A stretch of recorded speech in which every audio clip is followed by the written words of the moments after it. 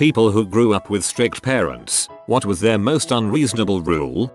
I was called at a friend's house at 11 PM at night because I left 2 t-shirts slung over the chair in my room versus hanging them in my closet. I had to go back to my house and then I was grounded for a week. Upon getting home, my mother had gone through my entire room and tossed every item out of my dresser. She claimed they were messily put in the dresser. Fun stuff.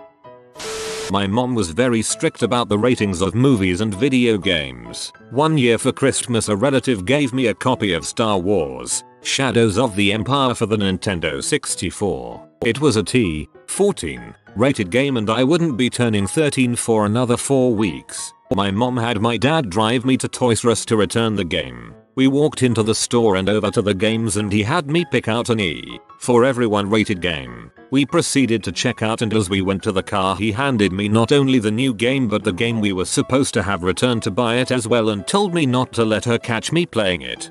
That guy deserves a high five.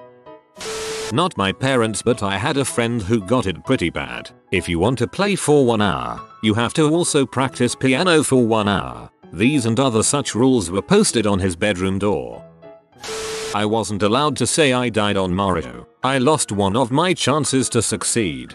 Son, your grandpa lost one of his chances to succeed.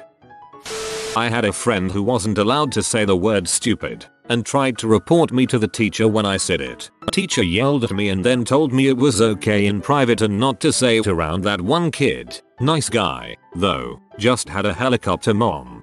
My kids are allowed to say stupid but we always taught them that it was never okay using it referring to a person. My oldest is 10 and when my youngest daughter heard her call something stupid she ran to tell on her older sister. My wife and I cracked up laughing when the little one couldn't understand why she hadn't gotten her sister in trouble. My dad didn't believe in periods, and when I cried that I needed feminine products gave me food stamps to buy them. I was humiliated.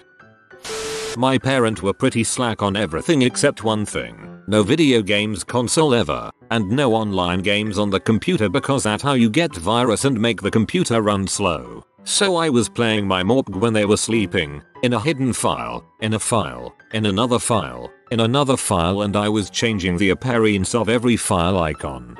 And this is how you reverse your child's sleep schedule. My mom's curfew was 7 PM and her brother's was 12 AM. Her brother was about 2 years younger than her and my granddaddy's logic was that girls get themselves into more trouble than boys. My poor mother only ever attended church functions for fun until she graduated from high school.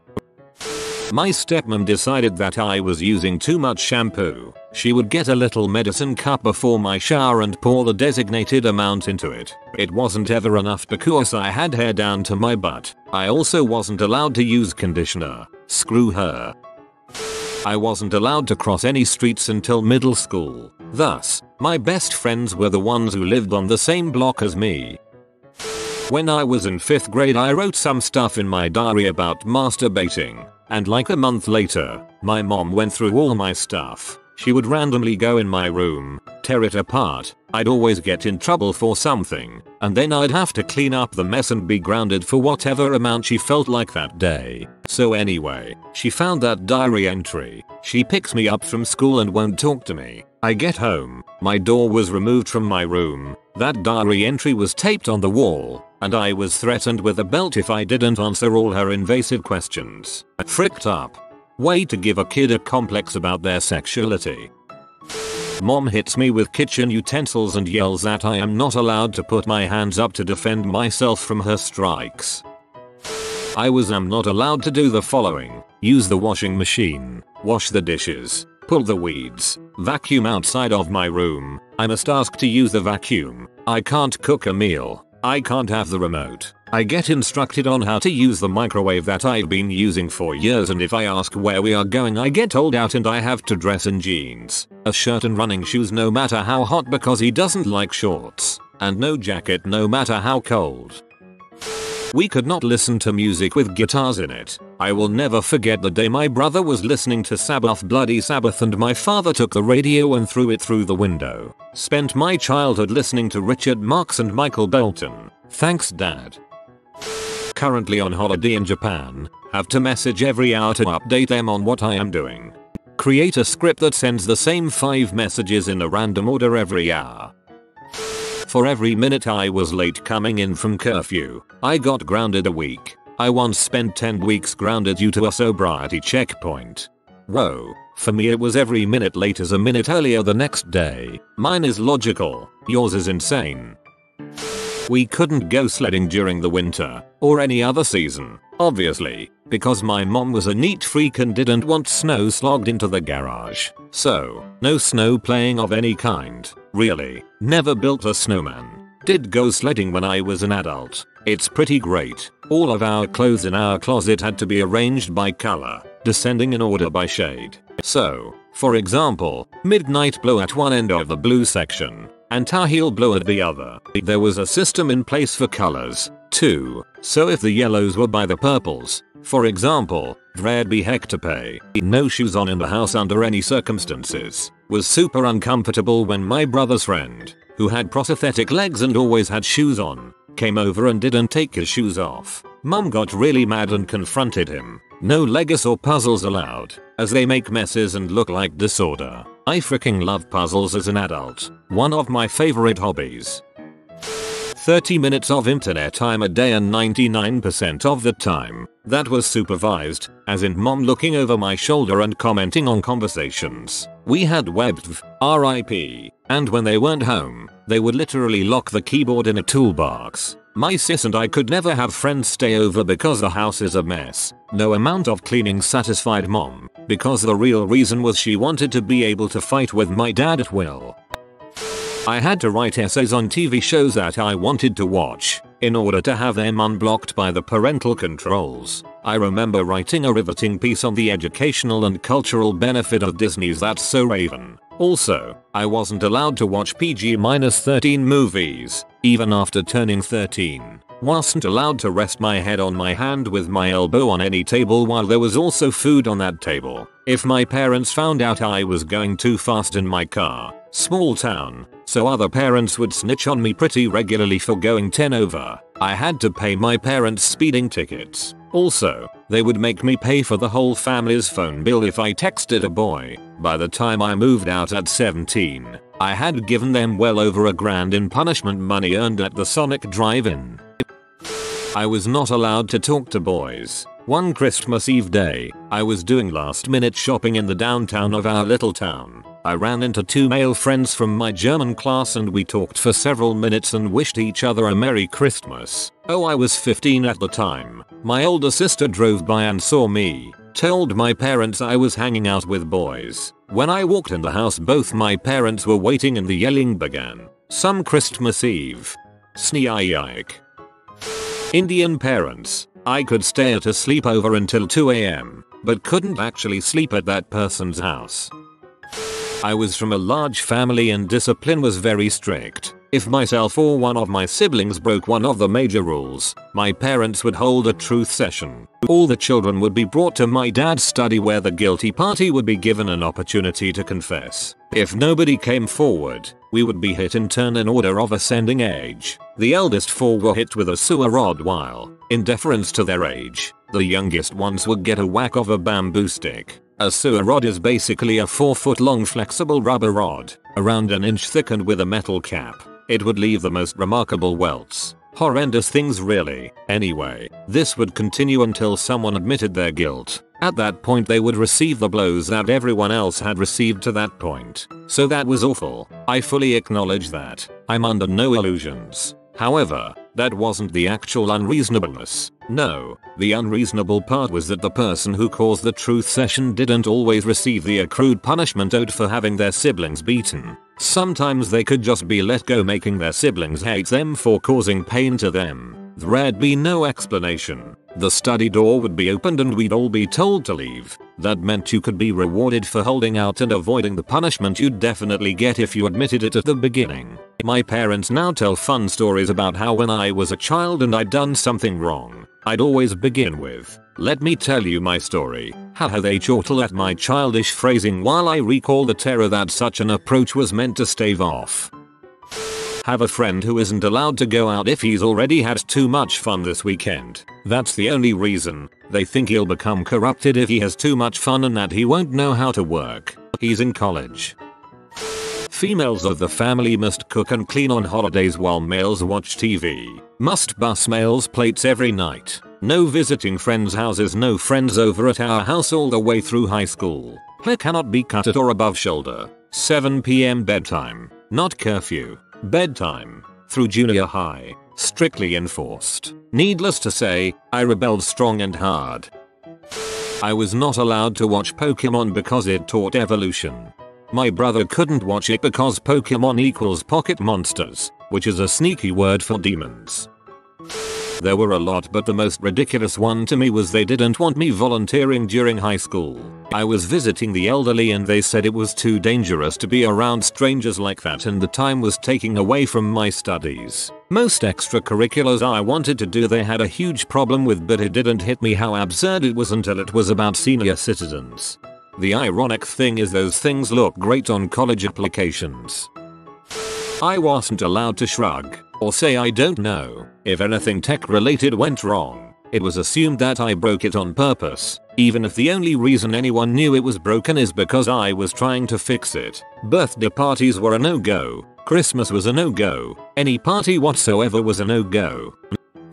My father was very strict. I wasn't allowed to have alone time with my mother. He beat the crap out of me constantly, but the oddest thing that still bugs me to this day is that he would burn all my things as punishment. And I get it. Seeing my toys and valuables burning sucked, and I probably learned some lessons. But he not only burned toys, he would burn everything. Every year or so for school we would go to Meijer and buy me new school clothes and shoes. He would also burn those, like sometimes days after he bought them. At 8 years old I remember thinking, you now have to buy me more clothes. But that wasn't the point, I suppose. He once took me to the Palace of Auburn Hills in Detroit to see the Globetrotters one year, and during the night he bought me a Globetrotters basketball and jersey. We had a fun night. The very next day, I had left something on the floor in my room and his punishment, among other things, was to burn the basketball and jersey he bought for like $150 less than 24 hours earlier. It just never made sense to me. My friends would joke about it all throughout middle and high school.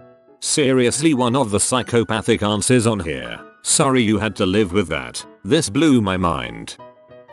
I was not allowed to wear makeup or shave until 16. My mom was controlling about food. Everything was kept track of. I had to be in marching band in order to get my permit. I had a job, but even if I worked second shift, which I did, and came home at 11, I would have to clear the plates from the table for the dinner that they ate. If I asked to hang out with a friend in the presence of said friend, the answer was automatically no. I was only allowed to do things if the friend or their parent was paying for it. The straw that broke the camel's back, and ultimately made me move out at 16, was that I had to live like a boarder. Showers cost $5. A load of laundry was $1 for washer, $1 for dryer. Telephone time cost $25 per minute.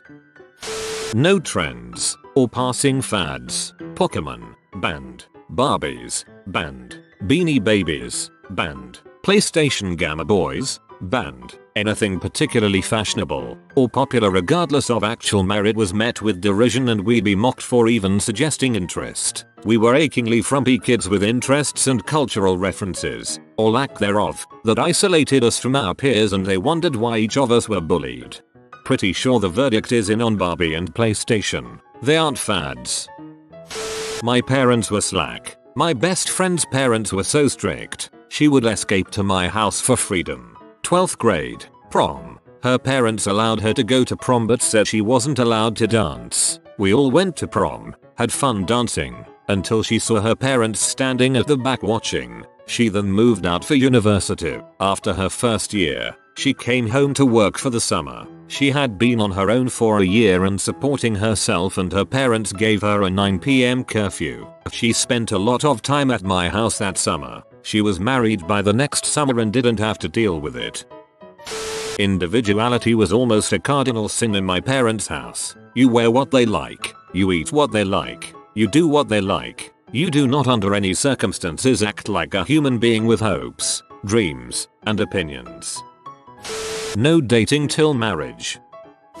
My mom was insanely controlling about food. Weird rules were in place, like 1 slice of lunch meat per sandwich. No one but her was allowed to cook. She'd make one giant batch of spaghetti or something and we'd have leftovers for days. So she only had to make dinner twice a week. She did not work or anything, just didn't like cooking every day. Breakfast was cold cereal and you'd only be allowed a small bowl with just enough milk to moisten it. Occasionally she'd bake something she called corn toasties, which was simply cornbread baked in a sheet pan. She'd cut them into squares and fill the freezer with them, and we could have one of those for breakfast as an alternative. Once when I was 14, I bought a pack of hot dogs at the store, snuck them home, and lit the grill. I was almost done cooking them when she came out screaming about fire hazards and swatted the plate out of my hand. She had been making spaghetti. What an ungrateful little bastard I was. So then she orders a pizza for the rest of my family, wraps individual servings of spaghetti in freezer paper,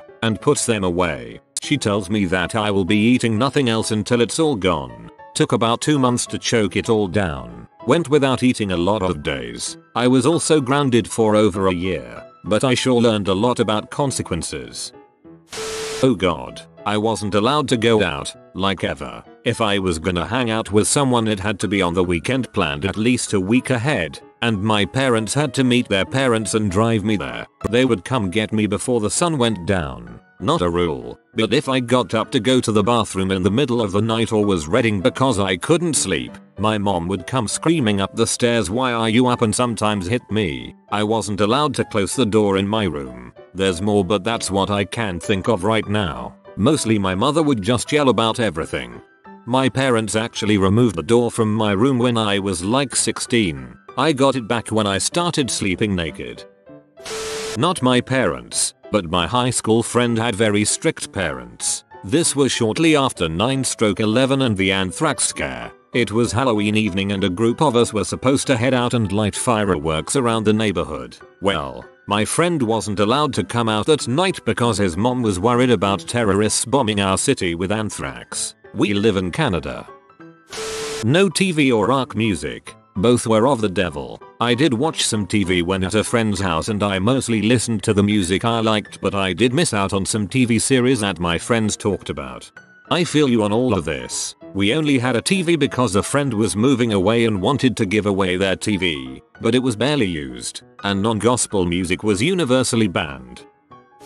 Was forced to drop out of school in the 5th grade because my grandmother believed that most people have no souls and were demon possessed. She said that the world was unsafe to roam freely because Satan was trying to corrupt God's children. This led to a very sheltered life and very silly things like having to pray over every individual item that entered the house. Food, toiletries, dish soap, you name it. I'd get woken up at 2 AM to be screamed at for 3+ hours over something God had told her that I did wrong.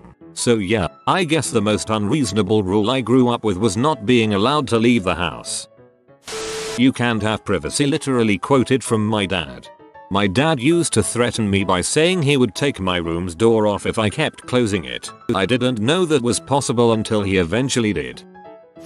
You have been visited by the distinguished doggo of delicious delicacies. Comment tasty supper, pupper, and be blessed with delectable dishes for the next decade. If you are new to the channel, you can subscribe. I publish new videos every day. Until then, check another video, or don't. Either way, have a great day, you magnificent people.